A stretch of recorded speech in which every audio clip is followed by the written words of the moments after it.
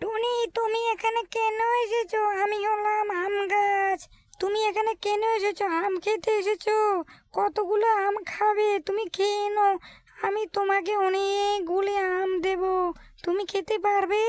আমি হলাম জাদুর আম গাছ। আমি কার জন্য প্রকট হয়েছি? তোমাদের জন্য প্রকট হয়েছি আমি আম গাছ। তোমরা যত খুশি তত খেতে পারো। তাই নাকি আম গাছ? তাহলে তো খুবই ভালো কথা। তুমি জাদুর আম গাছ। আমি যদি এই কথা আমি আগে জানতাম তাহলে তো আমি তাড়াতাড়ি চলে আসতাম। আমি তো জানি না তুমি যে আমাদেরকে ফল খাওয়াবে। আমি তো জাদুর আম গাছ দেখে অবাক হয়ে গেলাম। এতগুলো আম আমি কি করে খাবো? আমি রোজ তোমার কাছে এসে যাব, এসে যে গিয়ে গিয়ে অনেকগুলো আম, সবগুলো আম আমি খেয়ে নেব কেমন? আমি তো এইগুলো আম দেখে অনেক খুশি হয়ে গেছি। আমি অথচ আমাদের বাড়ির দিকে কোনো আম গাছ নাই, কোনো ফল ফসারি গাছ নাই, আমি খেতে পারি না।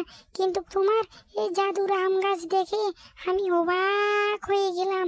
এতগুলো আম আমি কি আনন্দ করে খাবো! এতগুলো আম দেখে আমি অনেক খুশি হলাম আম গাছ। হয়েছে হয়েছে, তুমি এত প্রশংসা করতে হবে না টুনি। তুমি মন ভরে তুমি শুধু আম খাও আর আম খাও, আর কোনো চিন্তা করো না। আর যখন আমার কথা মনে পড়বে তখন তাড়াতাড়ি শুধু চলে আসবে আমার কাছে। আমি আম গাছ হয়ে এখানেই থাকবো, কেমন টুনি? আম গাছ, আমি তোমাকে কি বলে যে ধন্যবাদ দেব সেটাই তো বুঝতে পারছি না। তুমি যে আমার এত উপকার করছো, আমার আমি রোজ তোমার এখান থেকে আম খাবো আর আমার বাচ্চাদের জন্য আম নিয়ে যাব।